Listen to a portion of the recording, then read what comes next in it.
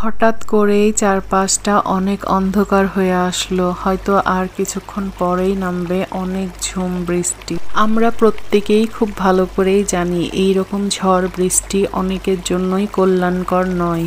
তবুও আমরা কিছু কিছু জিনিসে আটকে থাকি, যেমন আমাদের ঝড় বৃষ্টি হলেই খিচুড়ি খাওয়ার ধুম পড়ে যায়। আমাদের বাসার প্রত্যেকের খিচুড়ি অনেক পছন্দের একটা খাবার, আর এই রকম ওয়েদারে তো কোনোভাবেই খিচুড়ি মিস করাই যাবে না। আমি যেহেতু বোনের বাসায় আছি আর আপুকে চটপট করে খিচুড়ি বানিয়ে ফেলতে বললাম, আর যেই কথা সেই কাজ, আপুও আমার কথা শুনে খিচুড়ি রান্না করা শুরু করে দিয়েছে। আমার খাবারের আবদারগুলো যেহেতু আমার বোনের কাছেই থাকে, তাই আমি ঝটপট খিচুড়ি রান্না করতে বললাম, আর আপুও খিচুড়ি তৈরি করে ফেললো। এই তো গরম গরম খিচুড়ি অলমোস্ট রান্না কমপ্লিট হয়েই গিয়েছে। খিচুড়ির সাথে আমরা গরুর মাংসের কালাভুনা খেতে পছন্দ করি, কিন্তু বাসায় কালাভুনা রান্না করা ছিল না, সেজন্যই ডিম মামলেট করে নিচ্ছে আপু।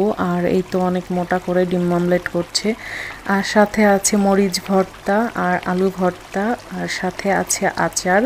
এগুলো দিয়েই আমরা খিচুড়ি খেয়ে ফেলবো অনেক মজা করে।